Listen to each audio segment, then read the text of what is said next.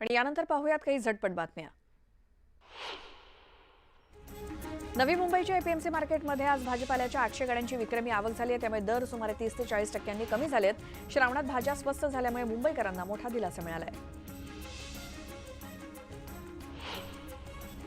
इंदापूर तालुक्यातील निरगुडे गाव आणि परिसरात काल रात्री पावसाच्या जोरदार सरी बरसल्यात। काही ठिकाणी पावसामुळे नुकसान झालंय, तर शेतीसाठी पाऊस चांगला असल्याचं शेतकऱ्यांनी सांगितलं। पुण्यात पानशेत धरणातून आज विसर्ग वाढवण्यात येणार आहे। सांडव्यातून 977 क्युसेक तर विद्युत गृह निर्मितीद्वारे 600 क्युसेक असा एकूण 1577 क्युसेक वेगानं विसर्ग सुरू आहे। त्यामुळे नदीपात्रात उतरू नये असा इशारा पाटबंधारे विभागानं दिलाय। ठाणे महापालिका क्षेत्रात 1 ते 15 ऑगस्ट दरम्यान केवळ 262.29 मिलीमीटर पाऊस पडला। यातील 144.18 मिलीमीटर पाऊस हा 3 ऑगस्टला एकाच दिवशी बरसलाय। मात्र इतर 14 दिवसात केवळ 118 मिलीमीटर पावसाची नोंद झाली आहे। तर जुलै महिन्यात धो-धो बरसणारा पाऊस ऑगस्टमध्ये काहीसा रुसल्याचं दिसतंय।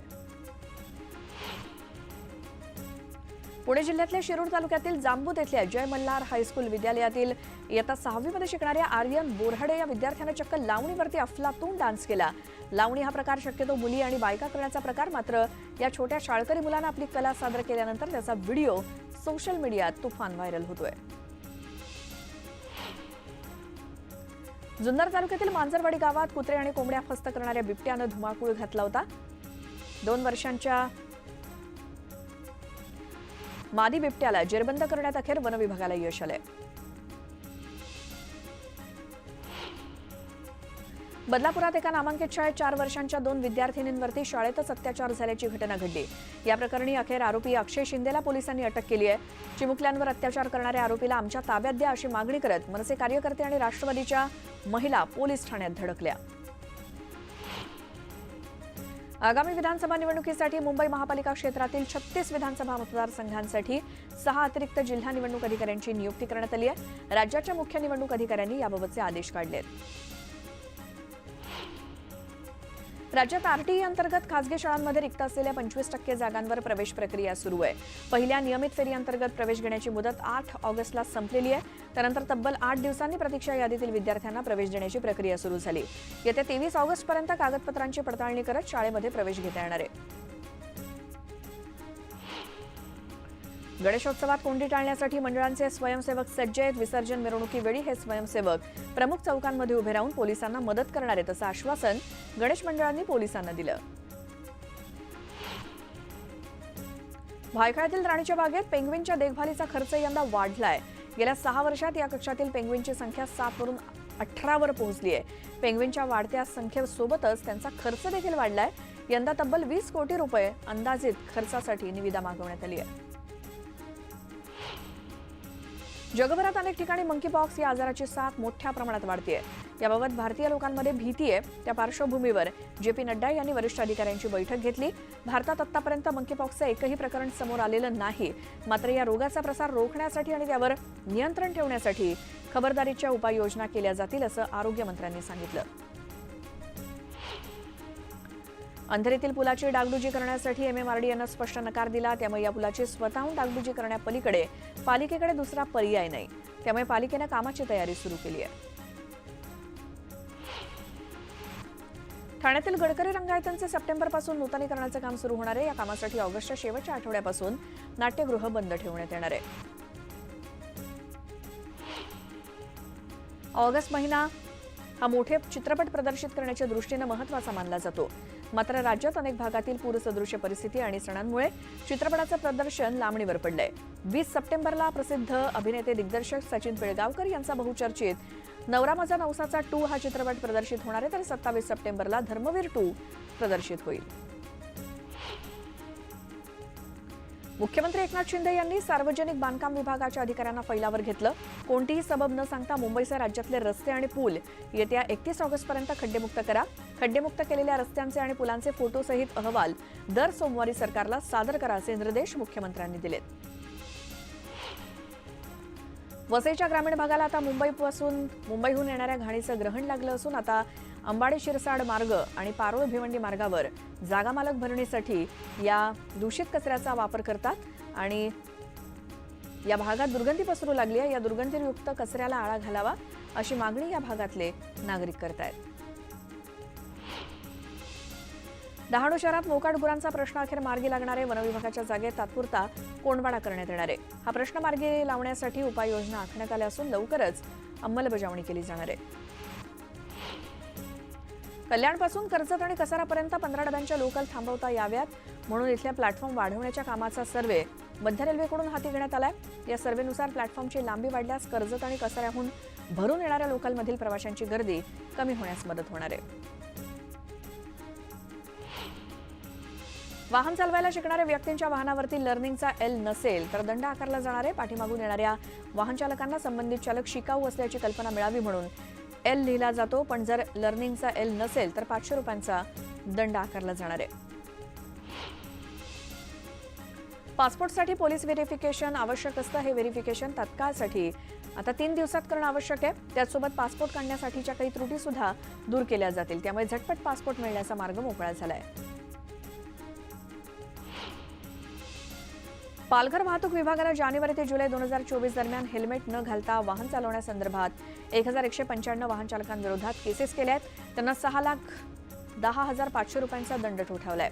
आतापर्यंत 164 दुचाकी अपघातात 131 जणांचा मृत्यू झाला असून 100 जण जखमी झालेत. कोलकातामधील आरजी कार मेडिकल कॉलेजमधील बलात्कार आणि हत्या प्रकरणात देशभरात डॉक्टरांची निदर्शनं सुरू आहेत. यावेळी दिल्लीतील आयुर्विज्ञान नगरमधील डॉक्टरांनी घटनेचा निषेध केला. कोलकातामध्ये महिला डॉक्टरवरील बलात्कार आणि हत्येच्या निषेधार्थ कलाकारांनी सुद्धा आंदोलन केलं. या घटनेतील आरोपीला कठोरात कठोर शिक्षा देण्याची मागणी कलाकारांनी केली.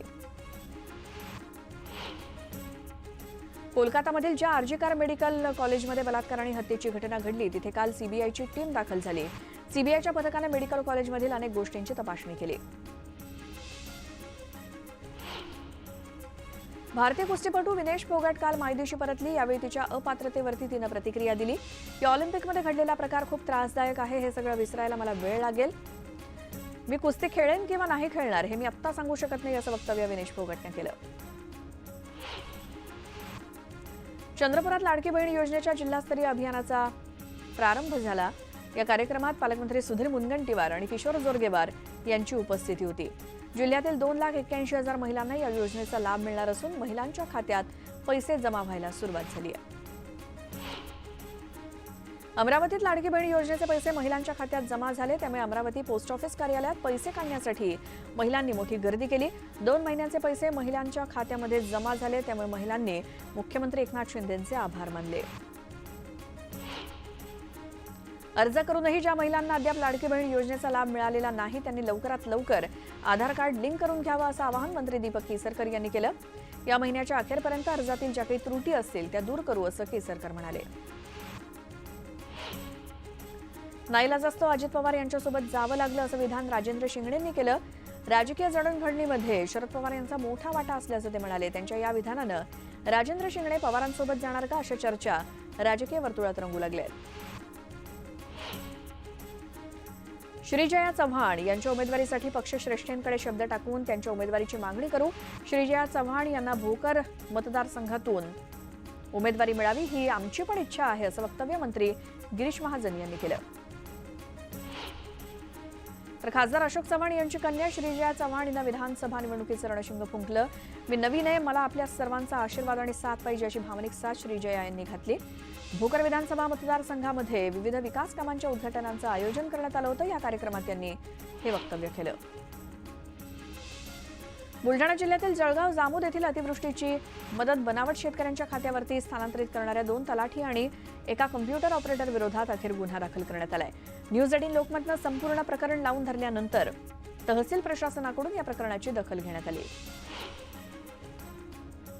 बीडच्या पाटोदा परिसरात जोरदार पावसानं हजेरी लावली. दरम्यान मांजरा नदीला पूर आल्यामुळे बीड, लातूर आणि धाराशिवला पाणी पुरवठा करणाऱ्या मांजरा धरणात पाण्याची आवक वाढली.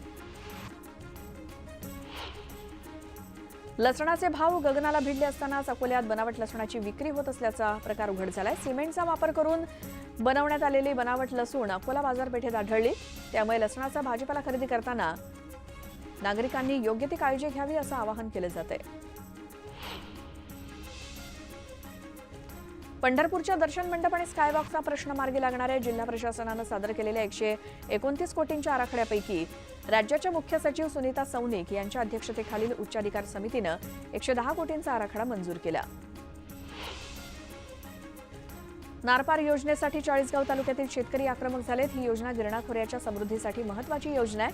मात्र केंद्रीय जलशक्ती मंत्रालयानं हा प्रकल्प नाकारलाय. त्यामुळे चाळीसगाव तालुक्यातील शेतकऱ्यांनी प्रांताधिकारी कार्यालयावर मोर्चा काढला.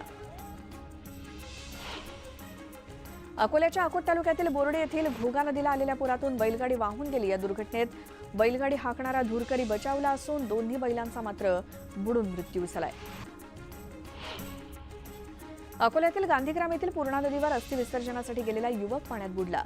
या दुर्घटनेत 28 वर्षीय ज्ञानेश्वर इंगळे युवकाचा मृत्यू झालाय. मुंबई-पुणे यशवंतराव चव्हाण द्रुतगती मार्गावर मालवाहू ट्रकचा अपघात झाला. चालकाचा ट्रकवरचा ताबा सुटल्यानं ट्रक उलटला. या अपघातात वाहन चालक किरकोळ जखमी झालाय. आणि बोदवड तालुक्यातील जामठी येथील पशुवैद्यकीय रुग्णालयात गेल्या 2 वर्षांपासून डॉक्टर उपलब्ध नाही. साथीचे आजार सुरू असताना या दवाखान्यात डॉक्टर नसल्यामुळे जनावरं दगावतायत. त्यामुळे लवकरात लवकर डॉक्टरांची नेमणूक करावी अशी मागणी ग्रामस्थ करतायत.